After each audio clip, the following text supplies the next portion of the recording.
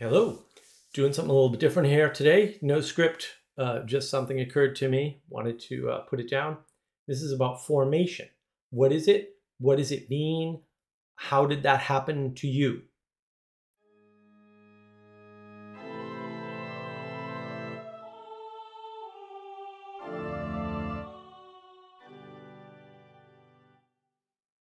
So when I'm talking about formation, there's a form that is manifest in something, right? Or as the result of something, or many things maybe. And we become informed, right? We become form. Um, what did that for you though? How did that happen? What are the things that you engaged with throughout your life up until, we'll say, this point that formed you?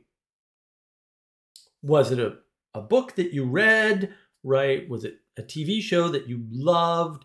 Was it a relationship, right? It's probably all of these things, right? But what were those things? And this is a good way to find, the buzzword nowadays is still trauma, right? And most people's definition of trauma is completely useless because everybody experiences their definition of trauma like throughout their lives. So what are we really talking about? It's not unique to you. The contrast for trauma is knowing what you're informed by. So if you know, for example, that every time you see a flower, it reminds you of a book that you read and the image you had of a flower in that book. When you see something else and you can't reference it back to something that formed that memory, that emotion, that sense that you're getting, that intuition, there's a way to find something that maybe you need to explore further because it's something that's having an impact on you that you can't trace back to its roots. Now, I don't think it's necessary to trace everything back to its roots, but it's something to watch out for. This is especially useful with things like anger. Now, I'm not one of these people who say, no one should ever get angry. That's nonsense. That's anybody tells you that, you should run away from their soothsayer. I've got a video on soothsayers, by the way. Two, because I get a live stream. You can check out the live streams. The monologues are quite good, if I do say so myself. This is what I've been told. Anger is an important signal. You should know where it's coming from. You should know what's driving your anger, right? Because something formed you into the thing that would get angry in that circumstance. You should know what it is. Either it's something you can't change and therefore you need to avoid. Fair enough. That's going to happen to you. You have limits. And some of those limits mean you need to avoid certain situations or certain things or certain people. I need to avoid having candy in my house. That's important. Or even being around other people's candy because I will eat it all. I will. It's just the law of the universe as far as I can tell. And other people have no problem regulating their candy intake. I think they're defective, but what formed you to be angry, to not be able to resist candy, to be the kind of person that's patient under fire, when things are really difficult? What formed you to act the way you act in certain situations? Knowing what makes you angry, again, you can either avoid it or resolve it. And if you can't resolve it, you can avoid it. There are options here, right? There are options. If you don't know what formed you, if you don't know what informed your anger, either triggered it in the moment or triggered it back in the past, it's harder for you to take control of it. And it's harder for you to take ownership of it and therefore responsibility for it. But you are responsible as an agent for your actions. So your formation is important. A lot of my more philosophically sounding ideas, because I find philosophy mostly reprehensible, especially modern philosophy, come from science fiction. They don't come from reading the classics. I didn't read the Western canon on purpose. I knew what I was doing. I haven't read Canterbury Tales. I've read one Shakespeare play, and I had to, otherwise I wouldn't have. That was horrible. Iambic pentameter is a blight upon my soul. Just thinking about it hurts me. There's formation there. So I've watched classic Star Trek. I've watched Blake Seven, the greatest sci-fi series of all time. I've watched The Prisoner, another great non-sci-fi, I argue, series. Those two are UK. Very, very good stuff, though. That informed me. It formed me as a person in terms of my virtues and my values and how I behave and interact with them. I read Tolkien as a child. Actually, it was read to me for the most part. I read it again later in life. Those things formed me. So I don't always know exactly the right reference, right? I can tell you, oh, my stoic attitude towards life and my seeming ruthlessness, which I define as efficiency applied to people. That is the best way that I think to define the word ruthless. That comes from Blake Seven, for sure. There's no question about it. I know where that comes from. If I had a proclivity to it before then, like, fair enough, but that's where it comes from. And I adopt it for a reason, and that reason is because of the participatory experience I saw with what was happening, not with so much with what was said, because good philosophy is embodied. The ancient Greeks knew this. They were wrestlers. They understood this. They were also, like, Socrates was a hoplite. He was a warrior. Good philosophers don't talk. They act. Philosophy is in your action. The descriptions of your actions are cute and interesting and irrelevant. Largely, not entirely, but almost entirely. What forms the great thinkers are their actions, because actions are the thing that form you. You know what doesn't form you? Speech. Speech does not form you. I'm not saying it doesn't have an impact. I'm not saying it can't do anything for you. I'm not saying that reading a book doesn't make things click in your head and that isn't important. But what actually forms you is your participation in the world, your action. You're an agent. You can take an action, right? It's discernment, judgment, action, right? What are you discerning? You're discerning boundaries. You're discerning, hopefully, virtues and values. When you're looking up, if you're not doing that, you're going to see across, you're going to see equality. Your formation of your actions is informed by participation. If you punch somebody and they punch you back, it's a signal. It informs you, right? Probably informs your face to a bloody nose or something like that. And you say, oh, is it worth it punching somebody if they're going to punch me back? And you never know if someone's going to punch you back. I mean, some people pretend they do and they get surprised. And sometimes people are right, because sometimes you're right. Sometimes by accident, though, you weren't really right. Just sort of circumstances. It all depends. I mean, I've seen people hit other people and go, oh, he's not going to hit me back. And I was like, well, no, he's sick today, but I bet if you hit him tomorrow, he's going to whack you when he feels better. And I've seen that happen. I've explained to people before, like, oh, you can hit me and I might not hit you back today. Is that a chance you're willing to take? I don't get hit very often for that reason. It's good to be a berserker. Yeah, wild cards are good. Ups the risk ratio. It informs people, sometimes through language, again, that there might be consequences for their actions. They might not be immediate. They might be a lot more severe than they're thinking of.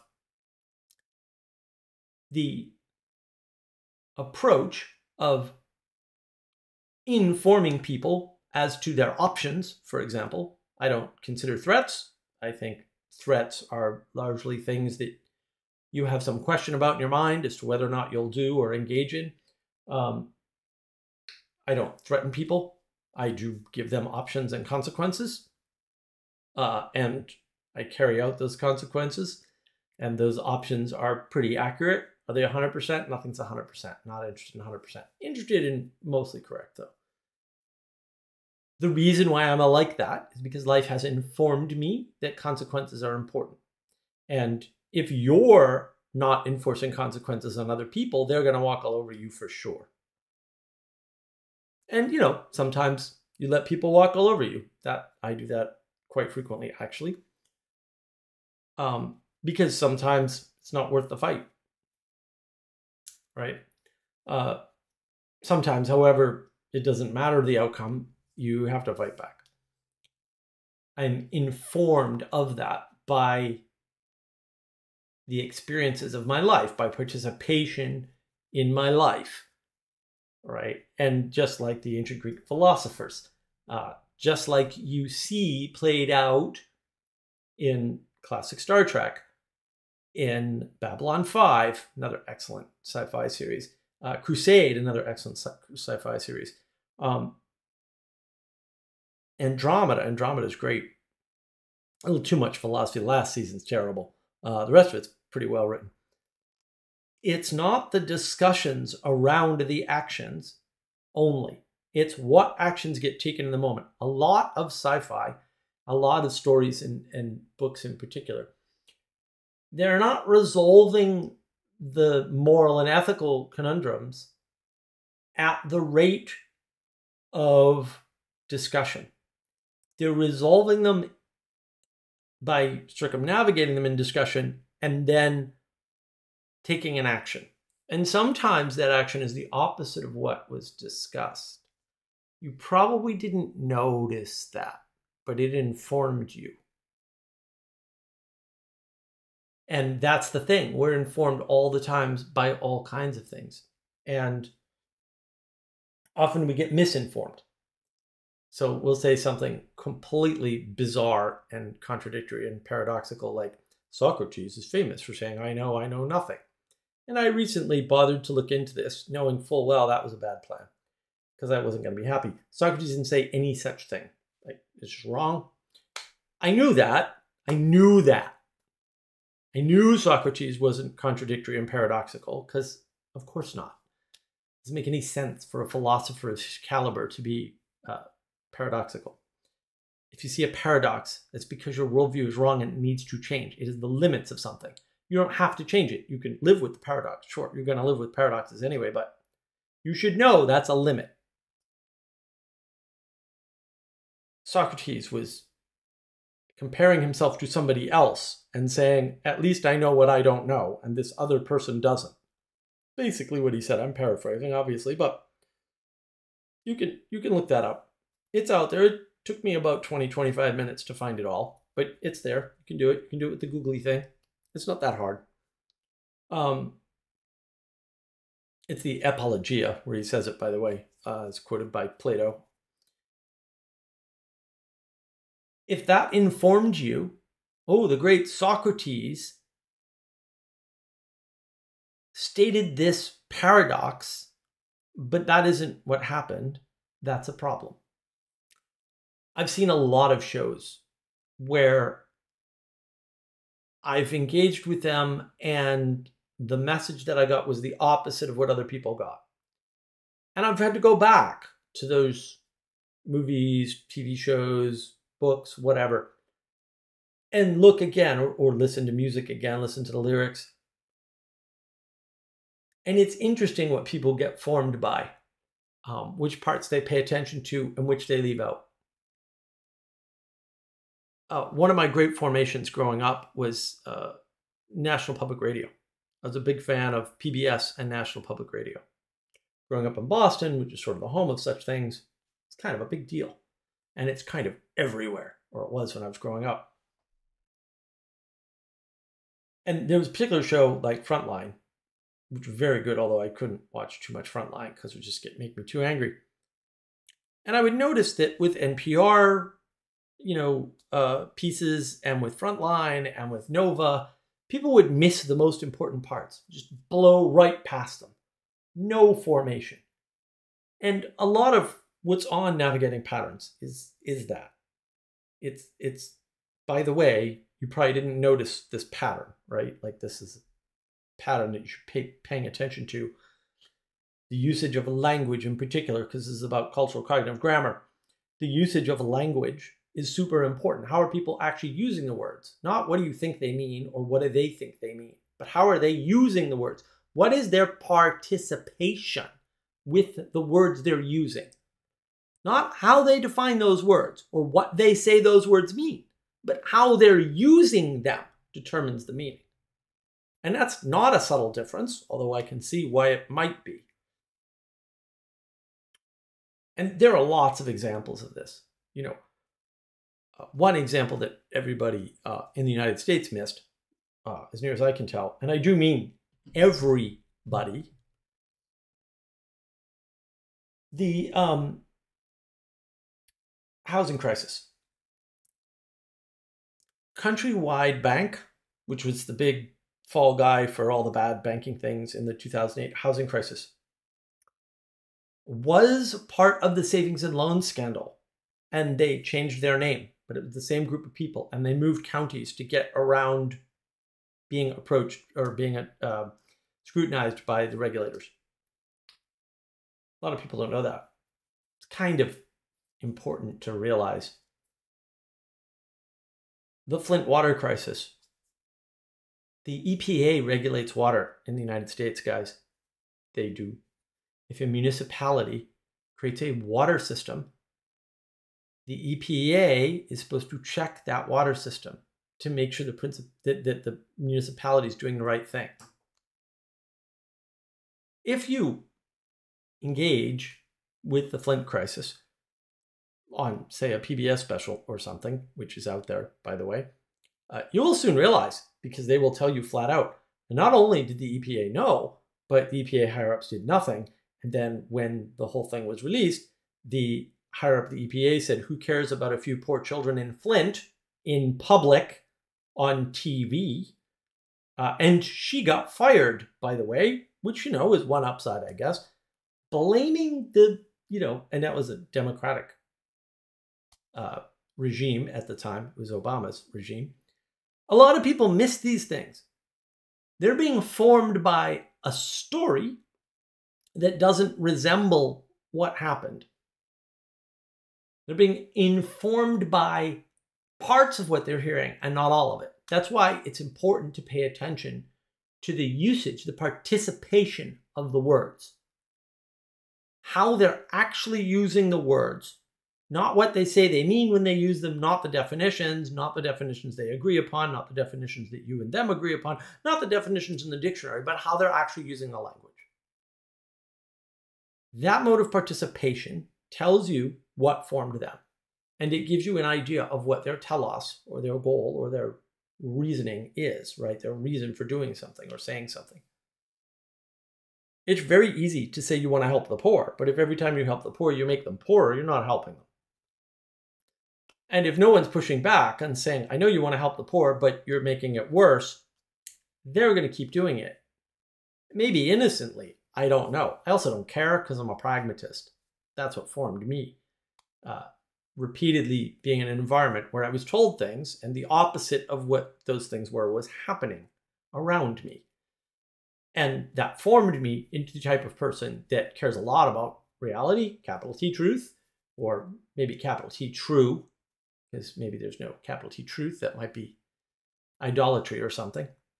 Still up in the air about that, but capital T truth sounds a lot like objective material reality, which I don't think exists. I care a lot about engagement in beauty. So paying attention to goodness, paying attention to the true and the beautiful, and noticing who else does that. A lot of people just skate through life and they're just formed as little robots to go through and go to work and make money and, do whatever they do. Be selfish, right? Take care of, certain people and not others, whatever they're doing.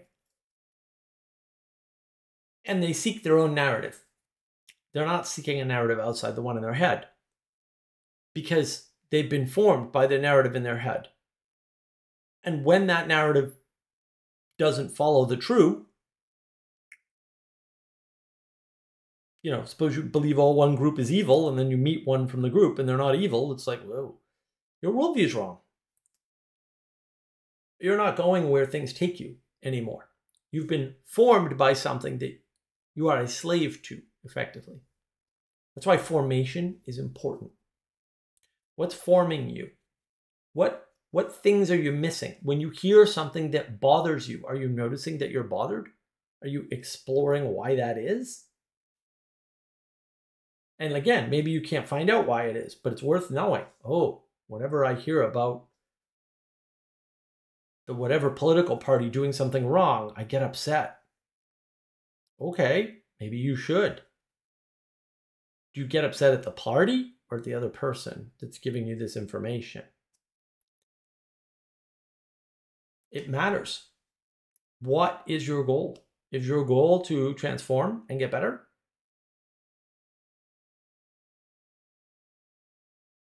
Should it be? Or should your goal be to stay in your bubble and be comfortable? What's your formation? Are you formed to seek out the true, the good, and the beautiful? Are you formed to pay attention to virtues and values? Or are you just formed to play out this character in your head that's maybe the hero, like the Batman or the Superman? That video deserves more views, really, guys, really. What kind of narrative capture are you playing out? Because narrative capture is important. These are things to think about. What formed you? What informed you? What formation did you take and from where? You know, maybe you read a book that you thought was pretty good, but is actually has a terrible message and you didn't even notice because you were 17 or something. And that happens. Like a lot of people accuse Ayn Rand of that. Like, oh, all these 17-year-old males read, Atlas Shrugged and, or The Fountainhead or hopefully both. And they come out selfish and mean. And, I've never seen that happen. I'm sure it does happen, but maybe not so much. I'd be way more worried about people reading Nietzsche, given the history of what's been done with his philosophy. What formed you? That's what I think you need to pay attention to and figure out what formed other people, and maybe it was good, maybe it was bad, maybe it was trauma that formed you and you don't even realize it. And maybe you want to believe like, well, I was always exactly the way I am now. No, you weren't. And you're not going to be the same tomorrow. So you should pay attention and curate your signal and figure out what's forming you now. And what form do you want to be in the future? Do you want to be a better person? Or do you want to be formed by video games, pornography, drugs, endless bouts of meditation? It matters. It matters to the world. So that's why I wanted to cover formation. What's driving you? There's lots of strange formation out there. I mean, I made a case before that a lot of the, we'll say, negative British authors who were writing about the horrors of the Industrial Revolution in England had an outsized impact on the US, with the US was acting very much as though the things that they were writing about in England were happening in the US or had happened in the US, when nothing like that happened in the US, for the most part. Not entirely, but we didn't pollute our environment anywhere near to the degree that England did in our Industrial Revolution. Part of it is just because we have a much bigger country. It's so much bigger. Part of it is we were a lot more aware because England's Industrial Revolution came first and people saw the horrors and read about them. We're still trying to make up for the horrors of orphanages, which were never as bad in the US as they were in England. That formed us as a nation. It informed us as a people. We're still formed by it.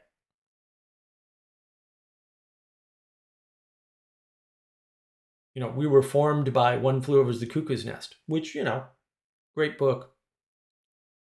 Interesting movie adaptation. Completely overblown. Not that there's no truth in it. Sure, there's plenty of abuse all over the place, everywhere, all the time, in all institutions, by the way. But also, worse to close all the mental hospitals. We know that now. We didn't know that in the 70s. Fair enough. We know that now. We know that was a mistake. Now we have homeless people instead. Large group of homeless people are mentally ill, followed closely by drug addicts. These stories formed the closures of those hospitals. They formed our attitudes about industrial waste, about orphanages, about poverty, which in some cases never happened. At least not to us. Which is not to say it's bad that we were on the lookout for it or whatever. But you have to be aware of what formed you and what's going to form you in the future. And I like what Jonathan Peugeot says, the world is attention. And what you pay attention to forms you. You are informed by those things to which you attend. And you can't attend to everything. You can't attend to most things. You can probably only attend to a tiny number of things.